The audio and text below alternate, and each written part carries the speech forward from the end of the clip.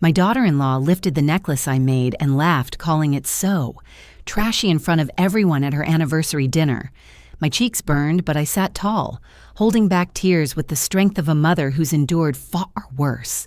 Quietly, I began taking steps they never saw coming. Moves that would change everything about the villa they thought was theirs. And believe me, that was only the beginning of what unfolded next. Before I continue the story, please subscribe to the channel and leave a comment letting me know where you're watching from. I arrived at the Boston Hotel just as the last hints of sunlight were sliding behind the harbor. The water tinted violet and gold. The revolving doors spun with a steady rhythm as guests in shimmering gowns and polished shoes stepped inside, their laughter echoing against the marble lobby. I walked slowly, holding a small velvet box against my chest, careful not to loosen my grip. Inside lay the necklace I had made with my own hands. Every bead had been chosen with memory in mind, every knot tied with the quiet steadiness of evenings spent alone in my Cape Cod kitchen. I wanted this gift to carry the presence of the man I once loved and the family I had fought so long to hold together. The receptionist at the desk glanced at me with a polite smile that quickly faltered. Her eyes swept over my navy dress, pressed but simple, and the coat folded neatly over my arm. "Staff entrance is around the back," she murmured, lowering her voice as if offering kindness. My heart skipped a beat. "I'm not staff," I said softly. "I'm here for the Crow anniversary." She blinked, adjusted her glasses, then fumbled with a printed program before sliding it across the desk. No apology, just embarrassment hidden behind formality. Before I could step away, Derek appeared, his stride long and confident, his tuxedo catching the glow of the lobby lights. "Evening," he said briskly, kissing Celine's cheek as she floated beside him in sequins. Then, as though remembering me last, he placed a hand on my shoulder. "This is my mother," he told the receptionist, his voice clipped. No pride, no warmth, just an introduction tossed like a stone. Celine gave me a faint nod, her eyes already moving toward another group. They drifted ahead, their presence filling the lobby, while I followed a step behind, as if I were only a shadow. The ballroom opened wide, a landscape of crystal chandeliers and flower arrangements tall enough to hide behind. White roses filled every vase, their scent so heavy it clung to the air. Champagne towers glittered like fragile castles waiting for the toast. Tables were set with silver and linen, each seat marked with calligraphy place cards. I asked where I should sit. An usher gestured toward a table tucked near the wall, far from the stage where Derek and Celine would sit like royalty. From my place, I could barely glimpse the dais. I smoothed my skirt and sat down, folding my hands tightly, pretending the distance did not matter. Around me, conversations hummed.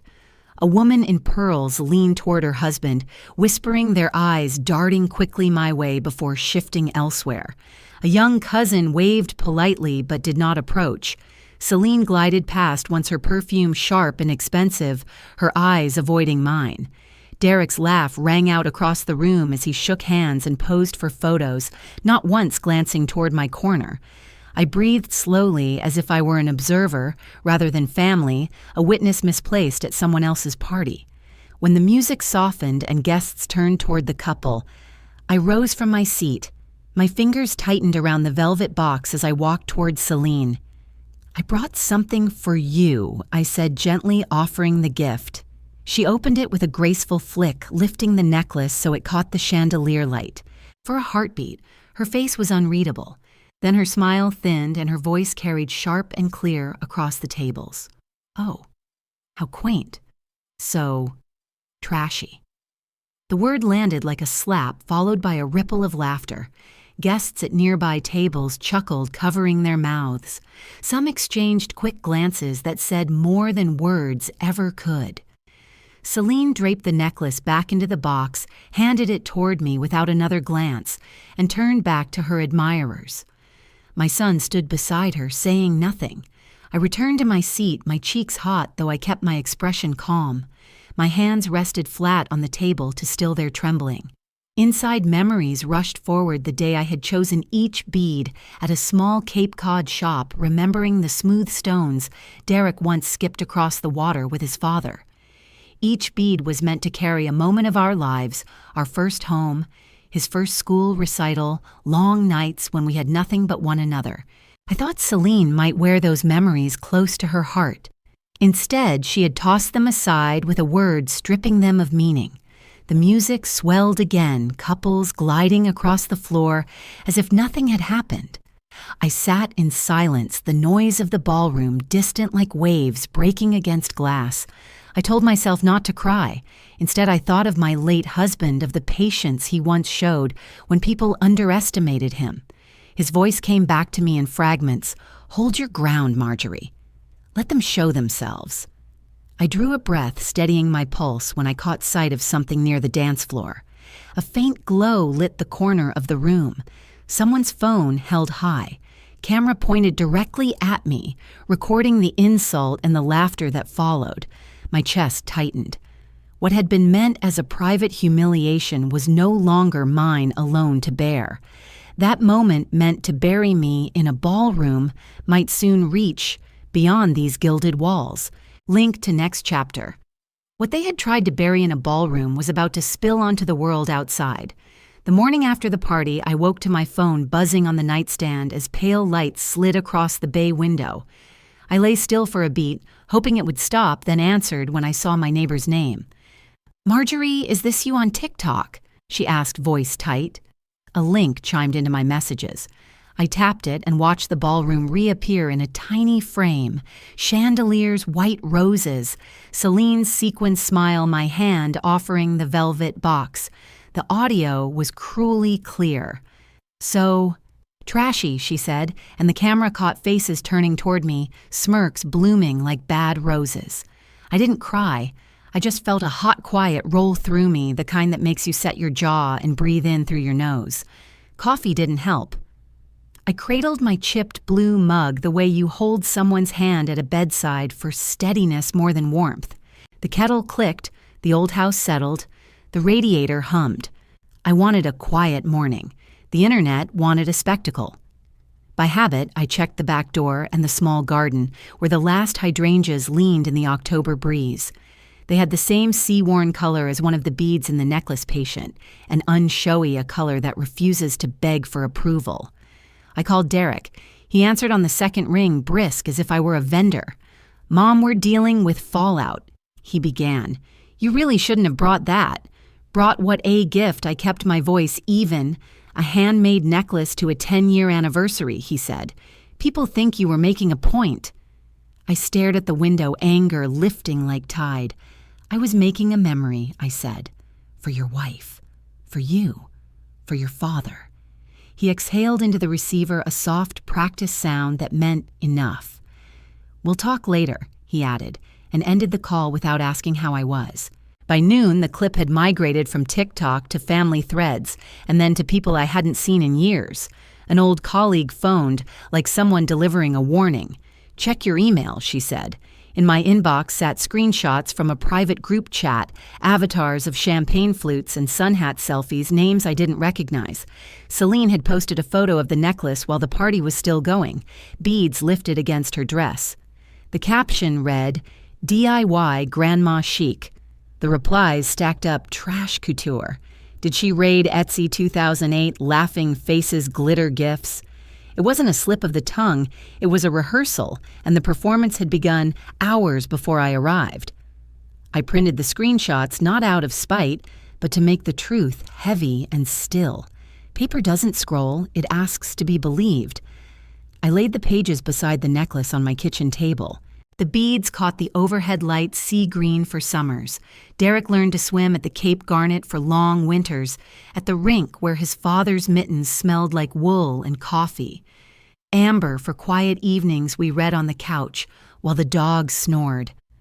I tied each knot thinking of a life we actually lived, not a mood board, not an Instagram grid, a life. My hands remembered more kindness than the comments did. Anger is loud in your head and quiet in your hands. Mine folded laundry, watered plants, wrote a grocery list, then erased it. I let the kettle boil again and again for the comfort of its predictability. Steam warmed my face, and with it came a blunt understanding. This wasn't about taste. It was about rank. I had been moved to the wall, to the edge of photographs, to the wrong side of the joke, because a neat story needed me small. If a caption could shrink a woman, a family could convince itself she'd always been that size. I set the mug down, and the sound simple and round decided something in me. The afternoon dimmed. I took the necklace into the living room and spread it on the coffee table like a timeline. My late husband used to say, "Let people finish their sentence, then decide who they are." Celine had finished hers. Derek had too in his silence. A prickling started in my chest, not last night's panic, but a steadier current. I had tried grace. I had tried patience. Now I would try boundaries, the kind that lock quietly and hold. Just then, the mail slot clicked. An envelope slid onto the rug, thick, cream-colored, no return address. Inside were photocopies of estate paperwork, familiar pages from meetings I'd attended and paid to understand. My name appeared on a line, then again, each instance lightly crossed in pencil, as if someone had practiced erasing me. My breath shortened, then slowed. I stacked the pages, squared their corners, and read every line twice. There were notes in the margin in a hand that wasn't mine, questions about trust consolidation, a star beside the villa parcel on Cape Cod, and a faint arrow pointing to a clause about gifts in contemplation of marriage anniversaries. I held the arrowed page until the paper warmed to my palms. I sat with my palms flat on the table and let the house breathe. The radiator hissed, the clock ticked a siren far off, wound down into quiet. If they could erase me with a caption, what else were they planning to erase? The question didn't frighten me so much as focus me. Whatever was coming would not be met with tears in a ballroom. It would be met with a ledger, a calendar, and my full name exactly where it belonged. Link to next chapter. That night, I opened an envelope slipped under my Dora estate documents with my name faintly crossed out.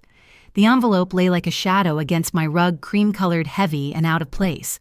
At first, I thought it was an advertisement some flyer slipped in by mistake, but the weight of it told a different story. I bent to pick it up, my fingers colder than the autumn air seeping through the old window frame. There was no return address, no markings, just the bold silence of something meant to unsettle. I carried it to the kitchen table, the one place I always handled bills, letters, and the remnants of my husband's estate after he passed. My heart tapped faster as I tore the flap. Inside were papers I recognized too well, estate documents, pages I had signed years ago with careful strokes. Yet my name, Marjorie Ann Whitaker, was faintly crossed out. Not erased with ink, not shredded or gone, but deliberately penciled through as if I were alive and yet already dismissed. I pressed my thumb against the faint graphite lines, smearing them slightly. The act of crossing me out was intimate, intentional. Whoever had done this wasn't planning with me. They were planning around me. The air in my house thickened like the walls were leaning closer, eager to hear my reaction. My breath came uneven. In 65 years of living, I had weathered many blows, losing my parents, raising children, on a tight teacher's salary, burying my husband, but nothing felt like this. This wasn't grief. This was being erased. The following morning, I drove toward Cape Cod, the coastline where my happiest summers had unfolded. As I passed familiar marshes and gull-haunted skies, memories of picnics and sandy laughter pressed against me like ghosts. That land had always been more than property. It had been a promise, a piece of love I once imagined leaving to Derek's family, not as a prize, but as continuity. When I pulled up to the property gates, my pulse quickened. A banner stretched across the entrance in bold, confident lettering, "Future home of Derek and Celine." The words stung with their smug permanence. My breath caught, and I gripped the steering wheel until my knuckles whitened. My name, once tied to this place, was gone. No mention of Whitaker family, no trace of me at all. Just Derek and Celine proclaimed in fabric their ownership, shouted in colors against the blue sky. Twist S6 arrived not as a whisper, but as a billboard. They weren't hiding their intent. They were celebrating it. I stepped out of the car, gravel crunching beneath my shoes. Construction workers moved about, their jackets bright against the pale sand. One paused when he noticed me. His expression shifted quickly from curiosity to discomfort, the kind of look people give when they've been told a story and suddenly realize they're staring at its villain. Another muttered, "They said it's theirs now," before adjusting his hard hat and walking away. Those words hit harder than Selena's trashy insult.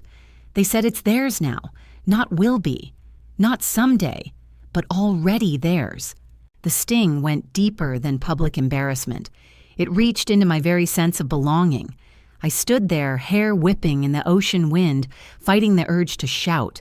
But silence seemed sharper than words. This wasn't a misunderstanding. It was orchestration.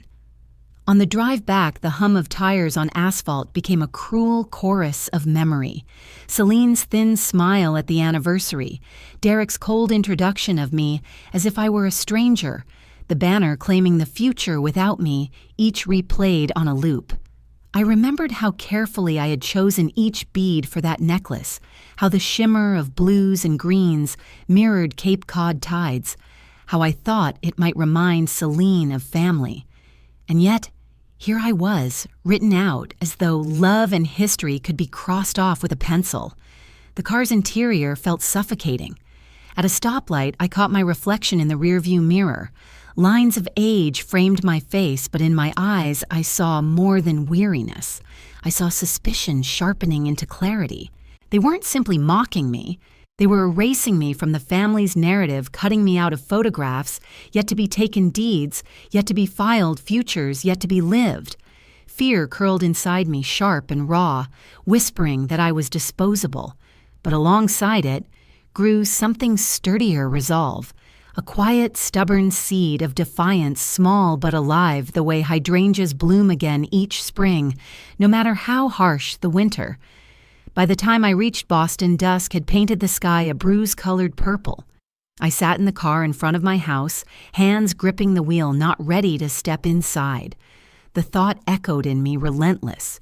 If they were bold enough to take my name off stone and paper, how long before they tried to take me off the map entirely? My chest tightened. This wasn't melodrama.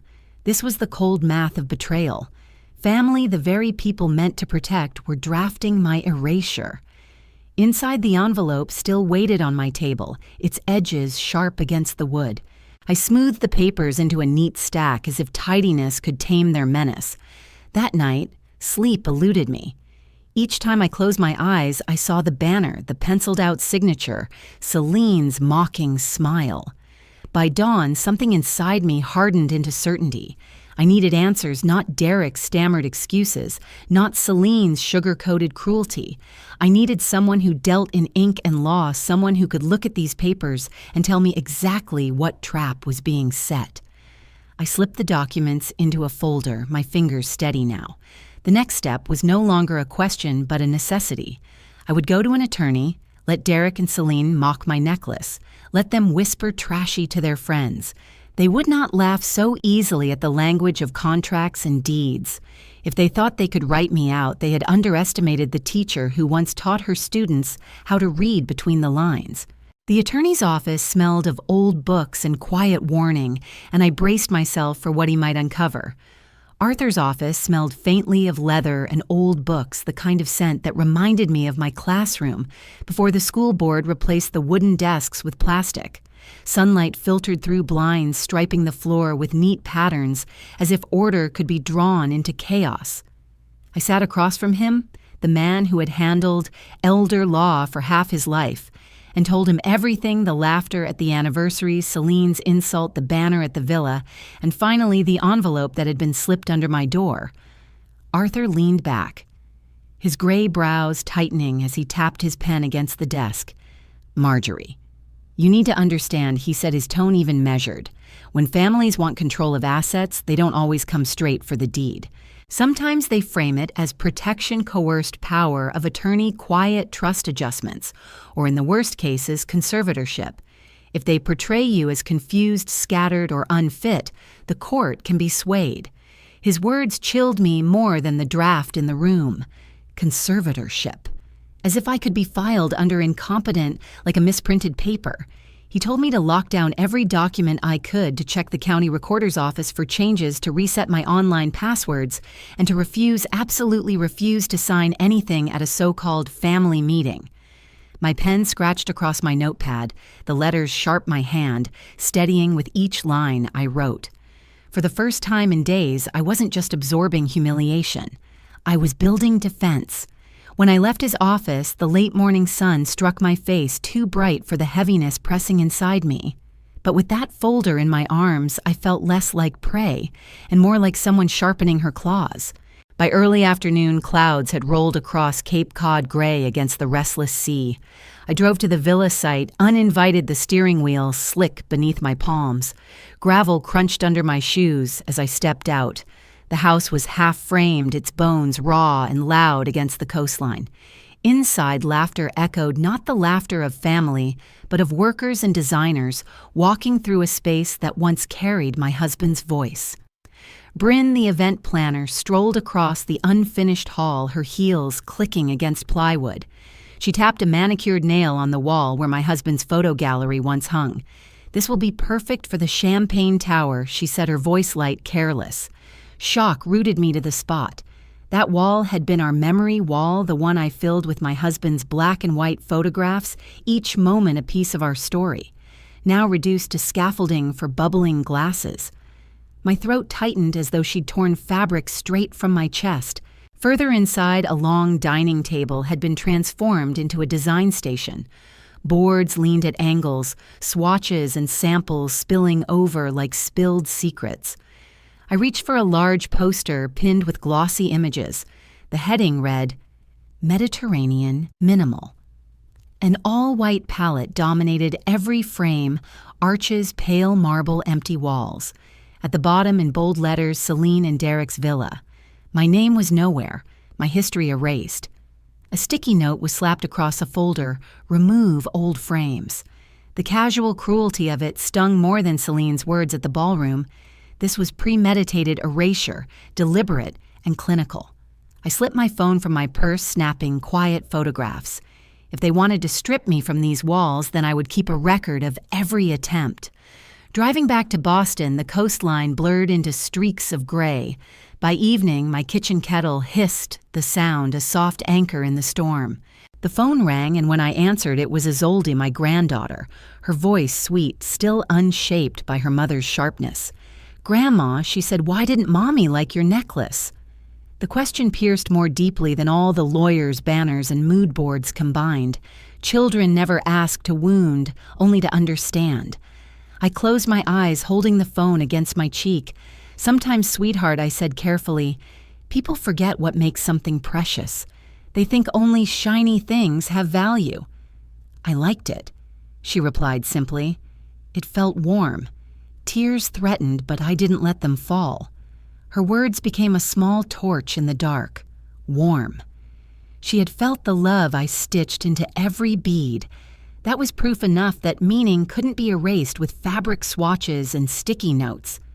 When the call ended, I sat at my desk pulling together every scrap of evidence labeled folders. A new notebook printed photos of the banner and mood board.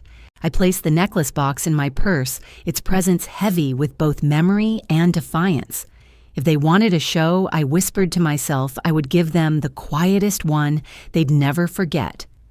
By sunrise, I would be on my way to Barnstable County Documents, in order, steadiness in my step, ready to face whatever they had tried to script without me.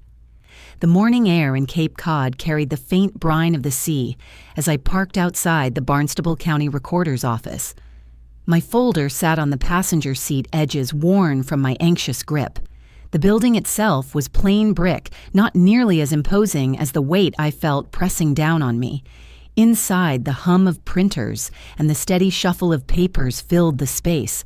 Clerks moved with quiet efficiency, their voices low, the smell of ink and toner seeping into the air.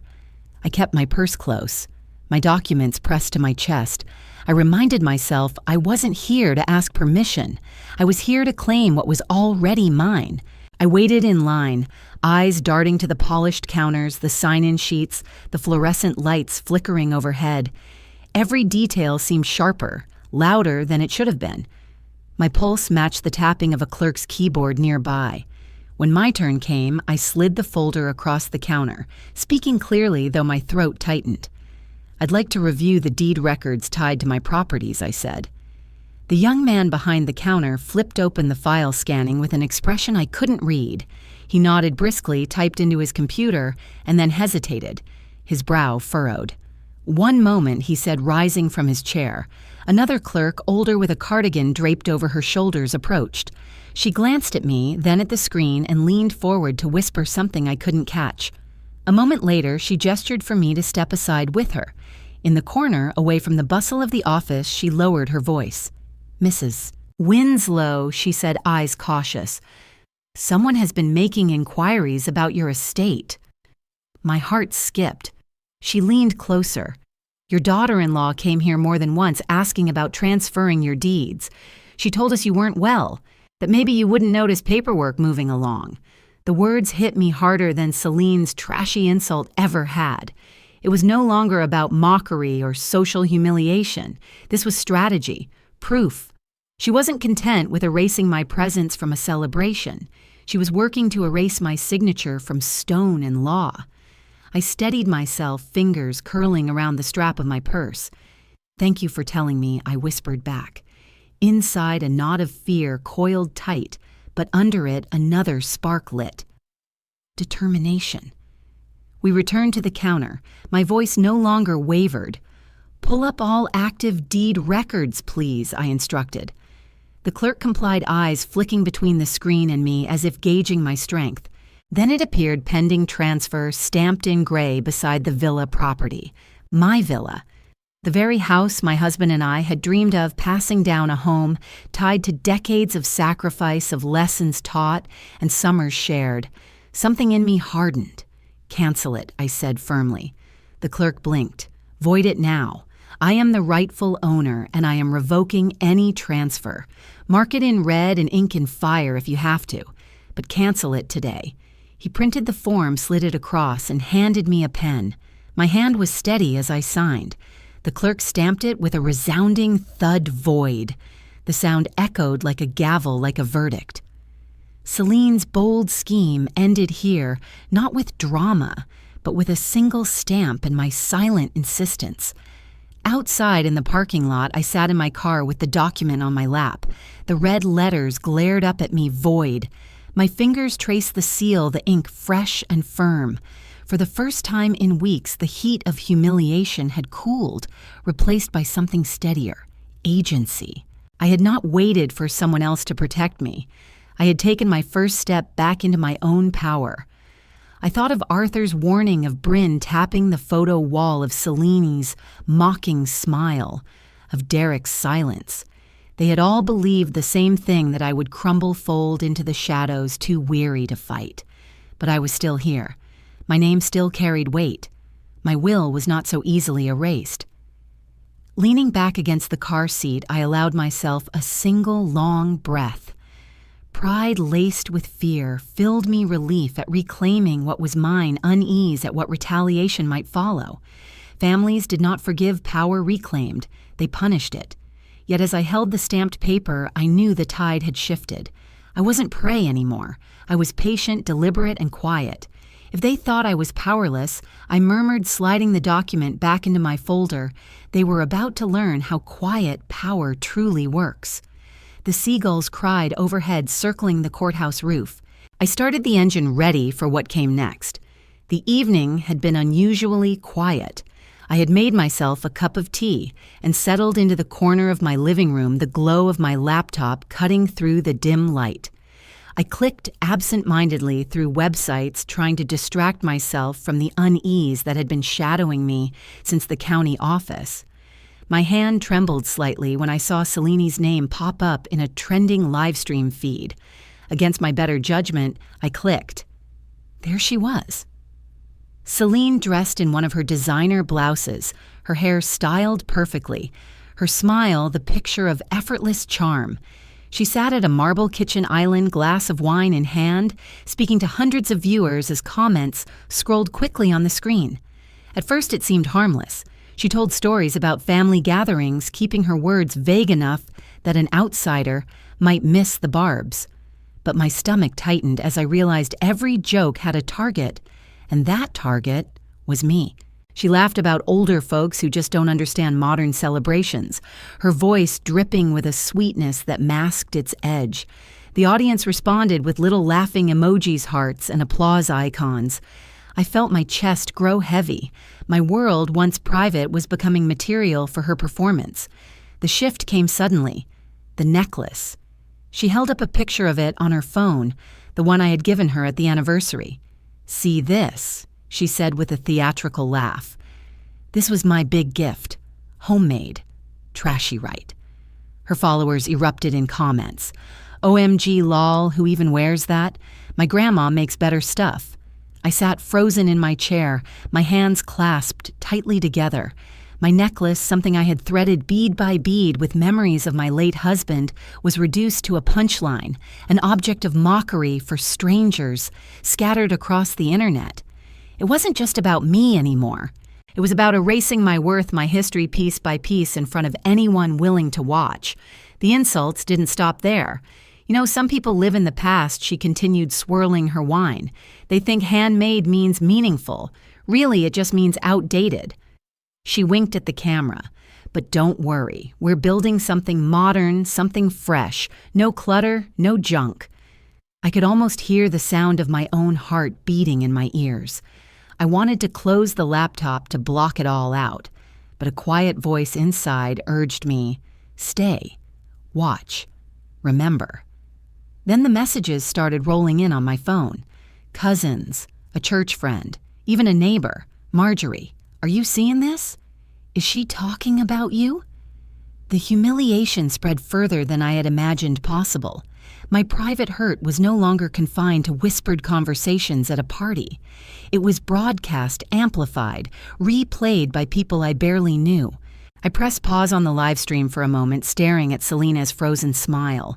Her eyes looked polished, confident, but to me they revealed something else, calculation. She wanted this. She wanted me diminished, laughed at, forgotten. Slowly, I began to move. I opened a folder on my laptop and created a new file. My fingers, though trembling, knew exactly what to do. Screenshot, save, record, archive. Each insult, each mocking gesture, each cruel smile, I captured them all. She wanted the world to laugh, I whispered to myself, my voice steady. But I'll let the world see the truth. The kettle in the kitchen whistled, but I didn't move. My tea was cold, untouched. Instead, I sat in the glow of the screen, gathering her words, her smirks, her betrayals, turning her performance into evidence. The live stream ended with Celine blowing a kiss to her audience, promising more stories next time. She thought she had ended the show on her terms. She didn't realize she had handed me everything I needed. Closing my laptop, I leaned back in the chair. My humiliation had reached its peak, witnessed by neighbors, friends, and strangers alike. But for the first time, I didn't feel powerless. I felt calm, focused, as if the storm had cleared and left behind a strange clarity. Celine thought she had won the crowd, but all she had done was hand me her mask slipping live on camera. Monday morning carried a crisp edge to the air, the kind of New England chill that made every breath feel like a reminder of change. I wrapped my scarf tighter and stepped off the curb into Boston's legal district, the sidewalks humming with briefcases and quick footsteps. In my purse was the folder I had been curating for weeks, screenshots from Celine's livestream photographs of the villa banner copies of deeds stamped void, and the mood board that erased my husband's memory. Each paper felt like a stone, and yet carrying them gave me a strange steadiness. The brass plaque outside Arthur Kane's office gleamed in the fall sunlight. Arthur had been my family's elder law attorney since Derek was in high school, the man who helped us write our wills when my husband was sick. He was tall, calm, with a voice that could cut through panic like a knife through warm bread. I hadn't needed his services in years, but now as I stepped onto the polished oak floor of his reception area, it felt like returning to a place of quiet shelter. Inside his office, the air was warm, scented, faintly of leather and old books. His desk was organized in precise stacks, his pen aligned perfectly with his notepad. He rose when I entered, his hand firm around mine eyes, searching as though he already sensed the weight I carried. I laid the folder between us on the desk and opened it with care. Screenshots, photographs, deeds, notes, all the proof of what had been whispered, mocked, and nearly stolen. "Arthur," I said, my voice steady. "I need to know where I stand. I need to know what they've been trying to do." He adjusted his glasses, flipping slowly through the papers. For long minutes, the only sound was the crisp turn of pages. At last, he leaned back. "You've done the right thing bringing this to me. From what I see here, you not only have grounds to protect yourself, but you may already have caught them in acts that cross the line." Relief swept through me like a tide. For weeks I had felt like I was drowning in whispers and shadows, mocked at dinners, erased on banners, laughed at online. Here finally someone was telling me I wasn't imagining it, my dignity battered as it was straightened in that chair. Then Arthur turned to a page and tapped it with his pen. "This," he said quietly, "is the most concerning." He pushed forward a deed amendment filed weeks earlier. My name had been minimized, tucked into a corner of legal jargon, while Derek's and Cellini's had been bolded and emphasized. It appears someone attempted to push through these changes without your authorization, and judging by the handwriting on the notarization line, it wasn't you. I felt my breath catch. It wasn't just insults at an anniversary party or cruel captions in a group chat. It was here, in black and white, in legal documents that would have changed the course of my life without a word from me. Anger flared hot and sharp, but underneath it, something stronger rose: empowerment. They had tried to bury me in paperwork. Instead, they had handed me proof of their greed. Arthur leaned forward. "Marjorie, we're going to secure your position. I'll prepare protective filings to ensure your assets cannot be reassigned without your explicit consent. Passwords, alerts, certified notifications, everything we can put in place. We will." His voice carried the kind of calm that turned panic into clarity. I nodded, absorbing his words. Inside, a thought flickered like a flame. If Cellini wanted the villa as her crown jewel, she would soon learn I never handed her the crown. She could build champagne towers on my husband's memory. She could sneer into a live stream camera, but she would never erase me on paper. Arthur slid a stack of fresh documents across the desk.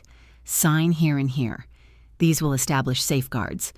They're not just legal protections, Marjorie. They're a shield."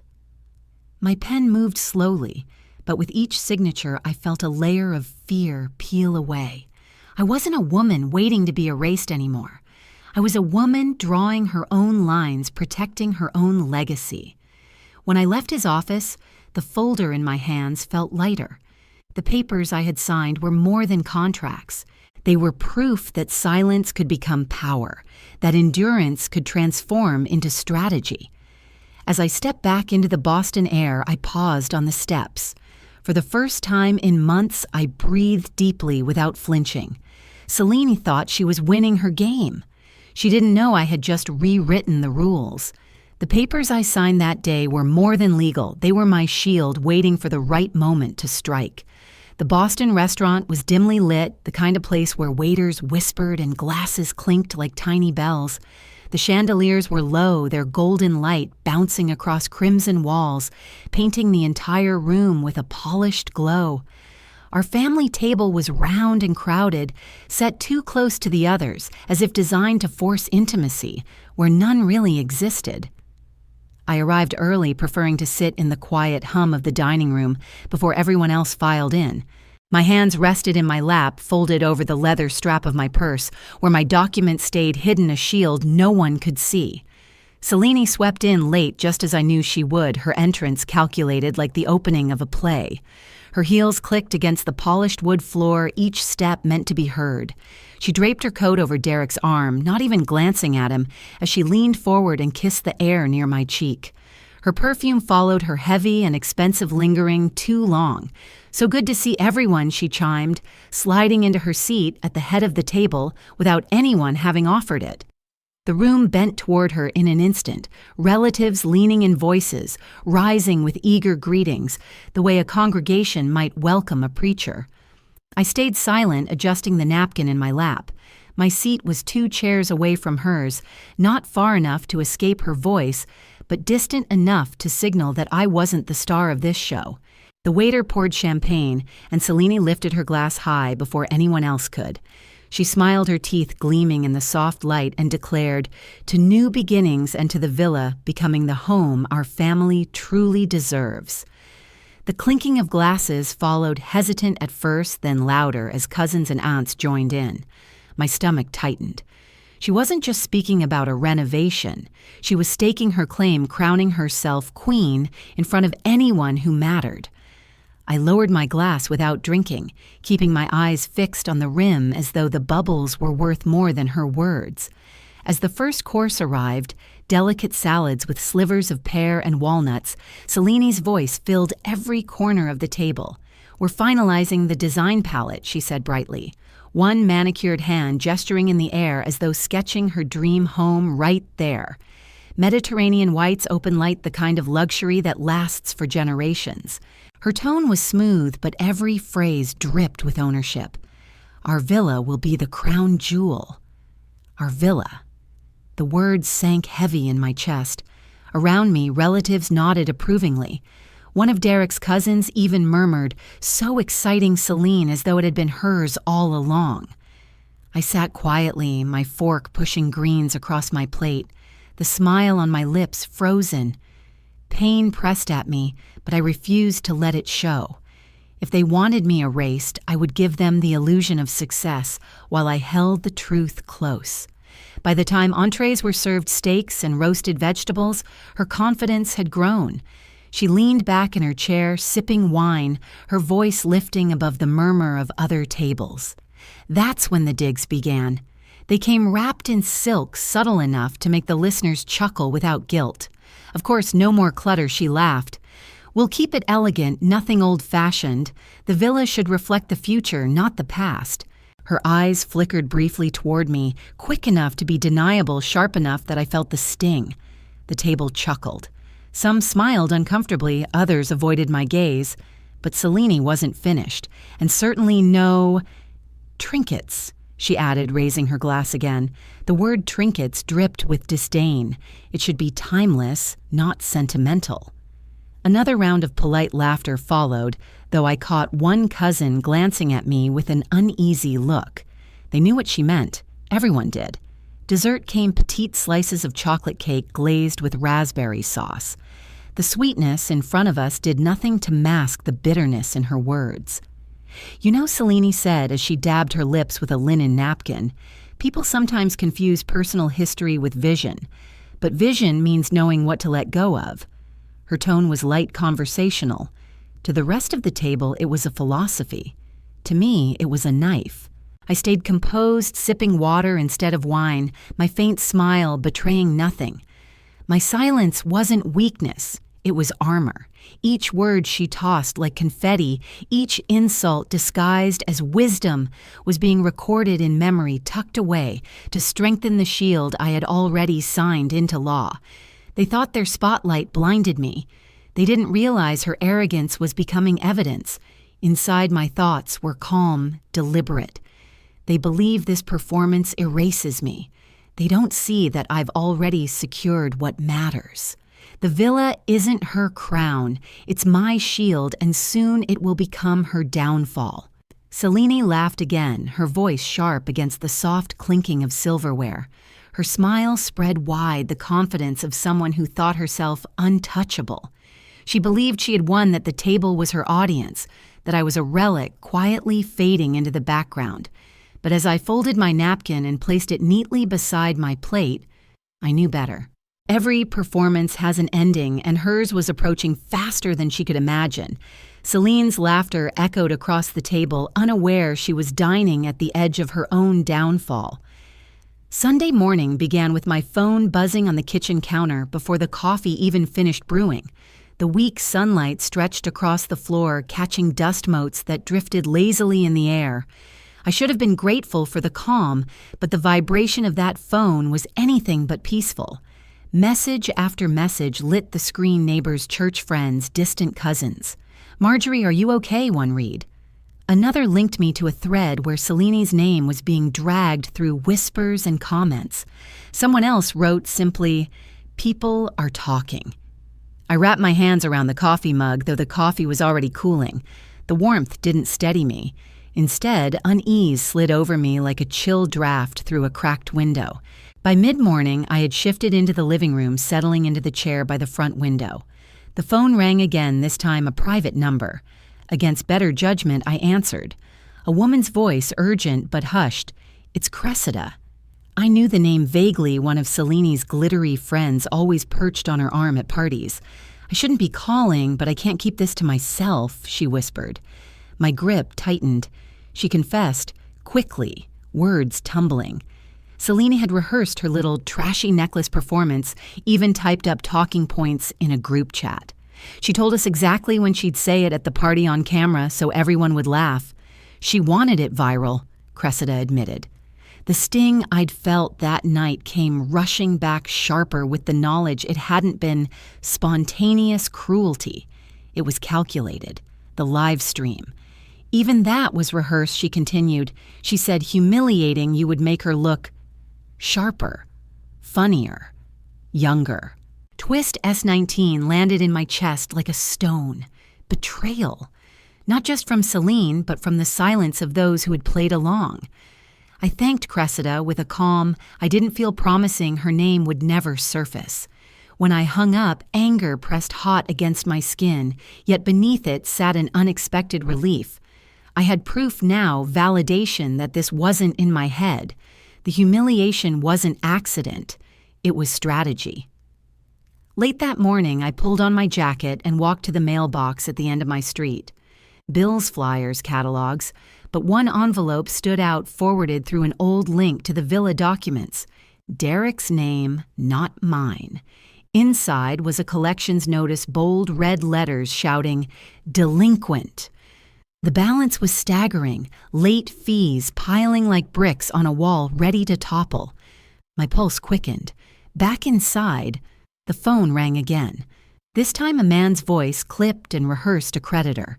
He asked for Derek. I told him Derek didn't live here. There was a pause before he said, "Tell him asset liens are next." Then the line went dead. Twist S20 revealed itself in cruel clarity. Debt. Mountains of it. The villa wasn't just Celine's vanity project, it was their bailout plan. They weren't erasing me for ego alone. They were desperate, clawing at my life's work to patch their holes. Shock gave way to anger, then hardened into cold clarity. They hadn't only mocked me, they had plotted to strip me clean. By afternoon, I sat at my desk, papers spread before me. The county clerk stamped screenshots from the live stream, Cressida's whispered confession, now scribbled into notes, and the collections notice all organized into folders. I drafted a timeline labeling each piece of evidence. One folder read, dinner. Another debt. Another confession. I sent Arthur, my attorney, a concise memo with attachments. Then I set alerts on my bank accounts, froze my credit, and locked down every password I could think of. The fear that had stalked me for weeks was quieting, now replaced by steadiness. Each click of the keyboard felt like nailing a board across a door they would never pry open again. As dusk settled, the front doorbell rang. I wasn't expecting anyone.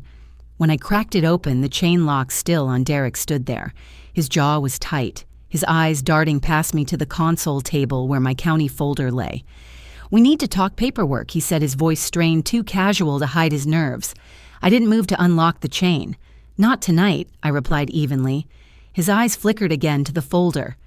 "It'll be easier if we just sit down, all of us. Tomorrow, family meeting. Just papers to sign Mom." I closed the door before he could say more, my heart steady now. Celine and Derek thought they were staging a meeting. What they didn't know was that the stage had already shifted and I was no longer the audience. When Derek called it a family meeting, I already suspected what awaited me. Still stepping into their living room on Sunday evening, the truth settled like a stone in my stomach. The lamps were dim, the coffee table cleared, and the seating arranged in a way that made the whole space feel less like a home and more like a tribunal. Relatives lined the sides, eyes lowered, some fidgeting as though they knew they were complicit. At the far end of the table sat Celine, her posture straight, her smile stretched thin, a stack of documents laid neatly in front of her. I scanned the room carefully, catching every detail. One chair pulled out just for me sat isolated at the head of the table. A pen rested across the papers like a dagger laid in velvet. My pulse quickened, but I drew in a slow breath. If this was their theater, I would not stumble across their stage. Derek cleared his throat, flipping through a set of notes, his voice rehearsed. "Mom, we're worried about you. The stress, the confusion lately, it's been concerning." He didn't meet my eyes. Celine leaned forward, her tone dripping with sympathy that was anything but sincere. "We just want to protect you, Marjorie. This paperwork is simple. Just a signature." Twist S14 was unfolding in plain sight. They spoke of protection, but the words on those pages gave Derek full power of attorney and shifted control of the villa into a trust, led by him, of course. My humiliation flared hot under the skin, but I kept my face still. To my left, a cousin sat by the door as if guarding it. Across the table, another relative quietly set a phone, face down its camera, glowing faintly. They were recording this, trying to capture an image of me as weak, confused, consenting. Celine slid the stack closer, the pen gliding with it. "Just sign here," Mom Derek urged. "This is standard. It'll make things easier for everyone." Their voices blurred into a chorus of pressure. The pen gleamed under the low light, mocking me. Twist S15 was undeniable. The room arranged with calculated intent, the scene blocked as if rehearsed. Even from where I sat, I could see a sheet peeking from Celine's folder, bullet points like a script talking. Points, reassurance, phrases, redirect questions. I lowered myself into the solitary chair, felt the eyes on me, and let the silence stretch. For a moment, anger surged sharp and hot, but then it cooled into something else, icy, deliberate calm.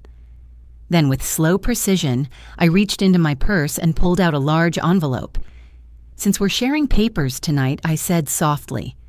Laying it flat on the table, I brought a few of my own. I slid out the copies, the county-stamped cancellation of the deed transfer, and Arthur's letter on crisp letterhead, warning against any attempt at coercion or fraudulent signatures. Their faces shifted instantly. Derek froze his lips, parting soundlessly. Celine's hand trembled as she reached for the papers, but stopped halfway, as though touching them would burn.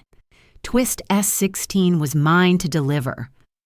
I leaned forward, reading aloud one clear line from Arthur's letter.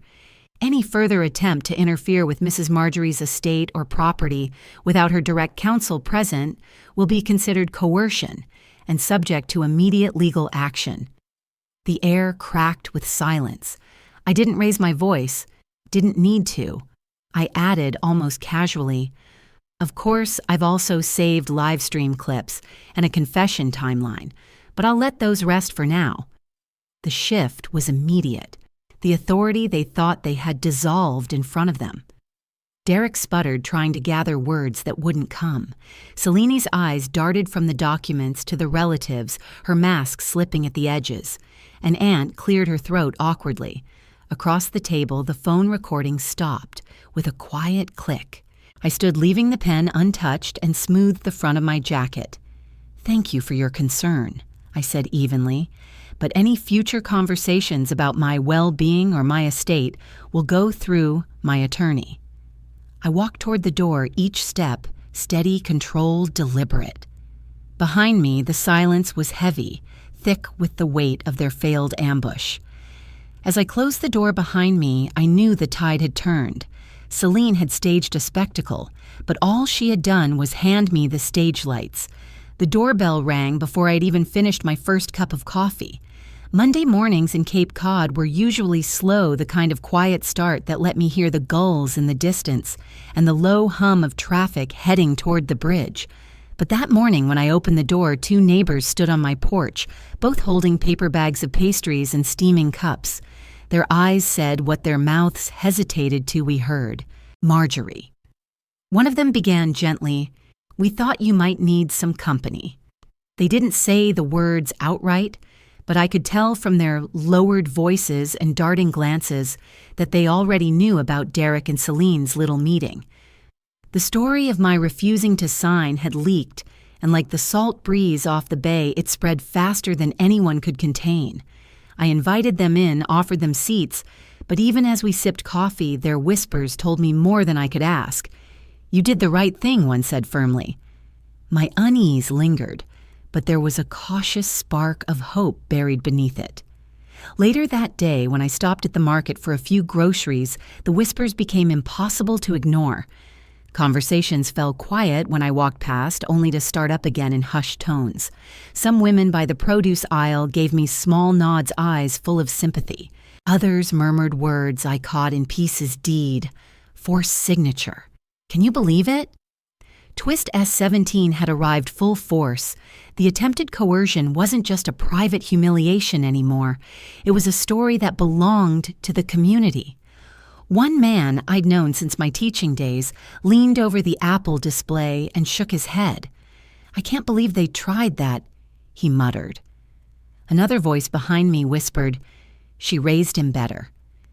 Embarrassment flushed through me at first, my instinct to shrink under their attention strong, but then a new feeling edged in vindication. They saw.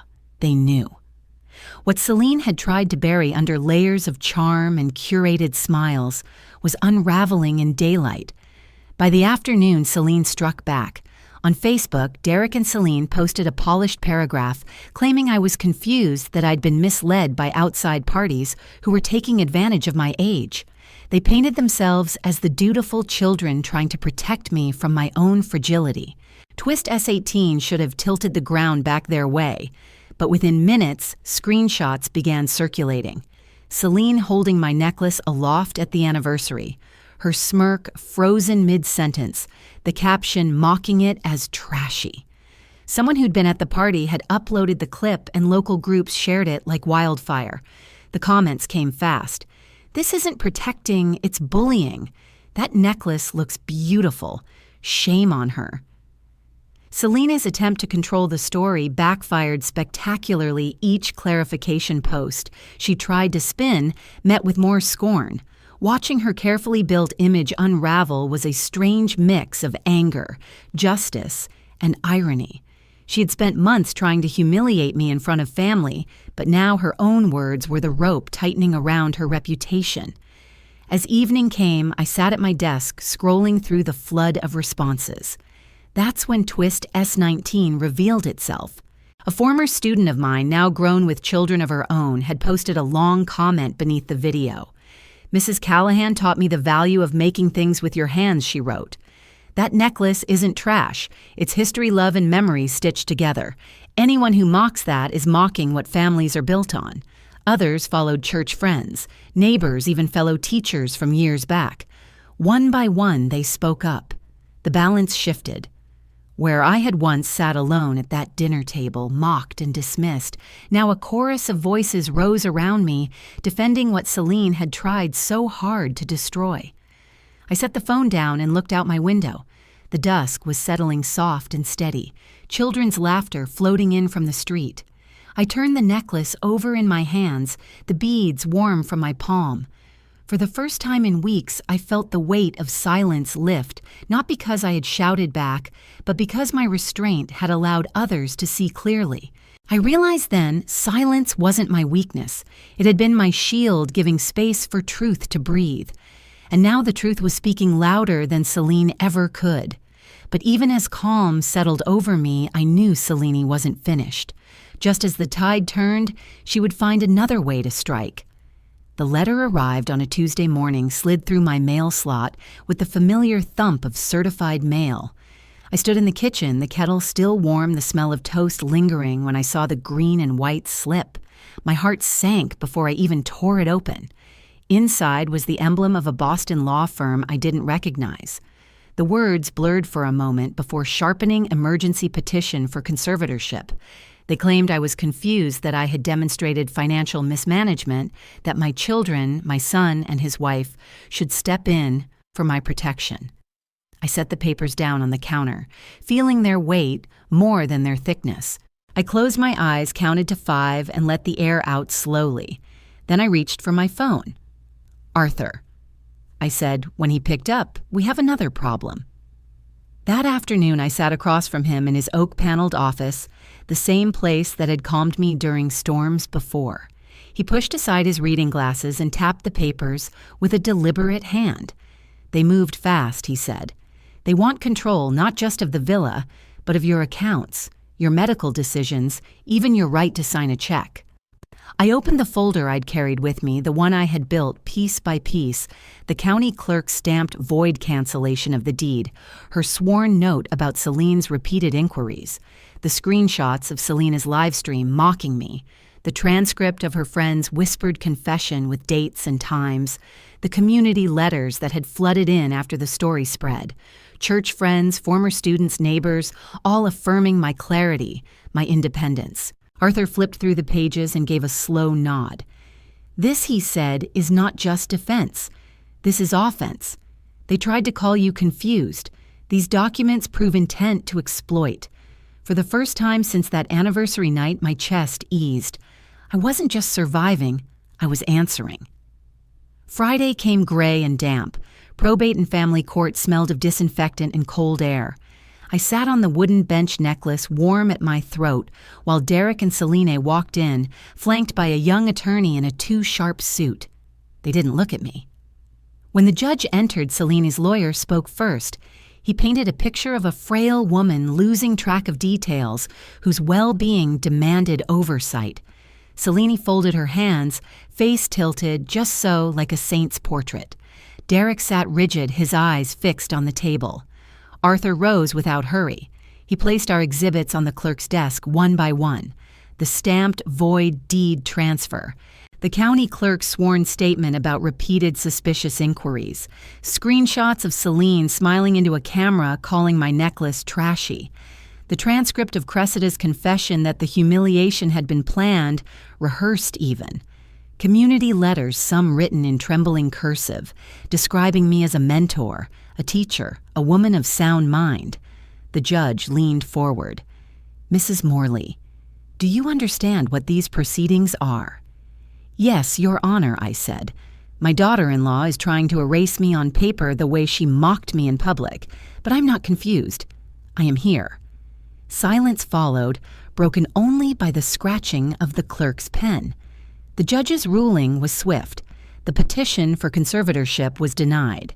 Any further attempts, he warned, could trigger sanctions and an investigation into elder financial exploitation. Selene's face cracked a fissure, running through her careful mask. I did not smile. I simply gathered my papers as though they were just recipes I had clipped from a magazine. In the hallway, the vending machines hummed and voices echoed off tile. Selene tried to speak, her tone brittle. It was a misunderstanding. We were only trying to help. Derek muttered about debt, about pressure, about things he should never have let spiral this far. I met their eyes in turn, steady as a schoolteacher giving final instructions. No more property talk. Any future communication goes through my attorney, and you will not touch the villa records again. I touched the necklace at my throat, not as armor, as a reminder. A week later, I stood at a podium in the Cape Cod Community Center. Folding chairs squeaked as neighbors, friends, and a few reporters leaned forward. At my side, Isolde swung her legs under the chair, eyes wide. I spoke clearly. The villa will not be passed down as a prize. Instead, its proceeds will establish a scholarship in my granddaughter's name and fund a crafts program for seniors and children. What was meant to silence me will instead create voices. Applause filled the room. I felt Isolde's small hand slip into mine. She whispered, "Grandma, it's beautiful." I bent and kissed her hair. "So are you." That evening, I sat on my porch. The ocean air carried the salt of endings and beginnings. The phone was silenced inside. No alerts, no demands.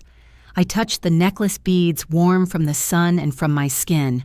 "Not trash," I murmured. "A compass." The porch light glowed soft behind me as I stepped inside the future mine at last.